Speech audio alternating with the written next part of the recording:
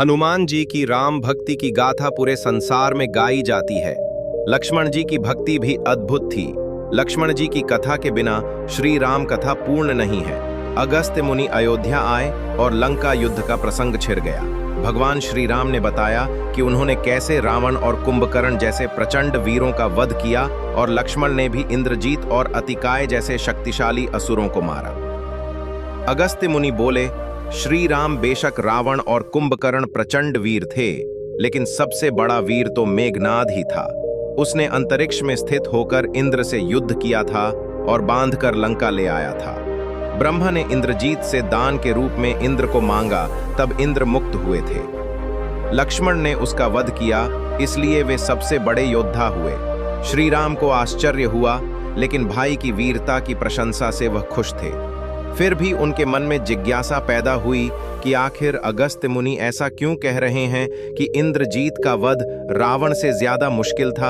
अगस्त्य मुनि ने कहा, प्रभु, इंद्रजीत को वरदान था कि उसका वध वही कर सकता था जो 14 वर्षों तक न सोया हो, जिसने 14 साल तक किसी स्त्री का मुख न देखा हो और 14 साल तक भोजन न किया हो। श्री राम बोले, परंतु मैं वनवास काल में 14 वर्षों तक नियमित रूप से लक्ष्मण के हिस्से का फल फूल देता रहा।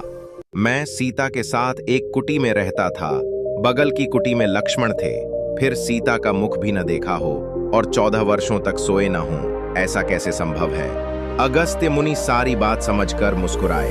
प्रभु से कुछ छुपा है भला। दरअसल सभी लोग सिर्फ श्री राम का गुणगान करते थे, लेकिन प्रभु चाहते थे कि लक्ष्मण के तप और वीरता की चर्चा भी अयोध्या के घर घर में हो। अगस्त्य मुनि ने कहा, क्यों न लक्ष्मण जी से पूछा जाए। लक्ष्मण जी आए। प्रभु ने कहा कि आपसे जो पूछा जाए उसे सच सच कहिएगा। प्रभु ने पूछा, हम तीनों 14 वर्षों तक साथ रहे, फिर तुमने सीता का मुख कैसे नहीं देखा? फल दिए गए फिर भी अनाहारी कैसे रहे और 14 साल तक सोए नहीं? ये कैसे हुआ? लक्ष्मण जी ने बताया, भैया, जब हम भाभी को तलाशते ऋष्यमुख पर्वत गए तो सुग्रीव ने हमें उनके आभूषण दिखाकर पहचानने को कहा।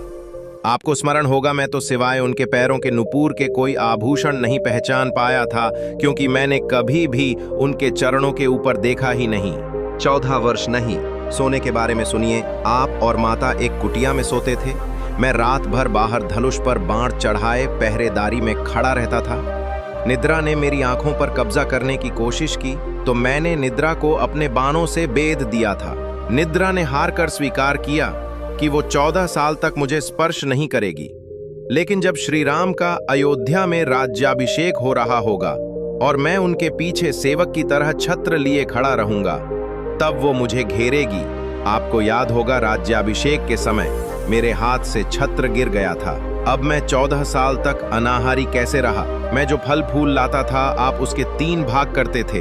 एक भाग देकर आप मुझसे कहते थे, लक्ष्मण, फल रख लो। आपने कभी फल खाने को नहीं कहा। फिर बिना आपकी आज्ञा के मैं उसे खाता कैसे? मैंने उन्हें संभाल कर रख दिया। सभी फल उसी कुटिया में अभी भी रखे होंगे। प्रभु के आदेश पर लक्ष्मण जी चित्रकूट की कुटिया में से वे सारे फलों की टोकरी लेकर आए और दरबार में रख दिया। फलों की गिनती हुई, 7 दिन के हिस्से के फल नहीं थे। प्रभु ने कहा, इसका अर्थ है कि तुमने 7 दिन तो आहार लिया था। लक्ष्मण जी ने 7 फल कम होने के बारे बताया। उन 7 दिनों में फल आए ही नहीं। 1. जिस दिन हमें पिताश्री के स्वर्गवासी होने की सूचना मिली, हम निराहारी रहे। 2. जिस दिन रावण ने माता का हरण किया, उस दिन फल लाने कौन जाता? 3. जिस दिन समुद्र की साधना कर आप उससे राह मांग रहे थे। 4. जिस दिन आप इंद्रजीत के नागपाश में बंद कर दिन भर अचेत रहे। 5. जिस दिन इंद्रजीत ने मायावी सीता को काटा था और हम शोक में रहे। 6. जिस दिन रावण ने मुझे शक्ति मारी। 7. और जिस दिन आपने रावण वध किया। इन दिनों में हमें भोजन की सुध कहाँ थी? विश्वामित्र मुनि से मैंने एक अतिरिक्त विद्या का ज्ञान लिया था, बिना आहार किए जीने की विद्या। उसके प्रयोग से मैं 14 साल तक अपनी भूख को नियंत्रित कर सका, जिससे इंद्रजीत मारा गया। भगवान श्री राम ने लक्ष्मण जी की तपस्या के बारे में सुनकर उन्हें हृदय से लगा लिया। कोई जड़ हृदय ही होगा जिसके आंखों से इस प्रसंग को सुनकर अश्रु न निकले। जय श्री राम, जय श्री लक्ष्मण।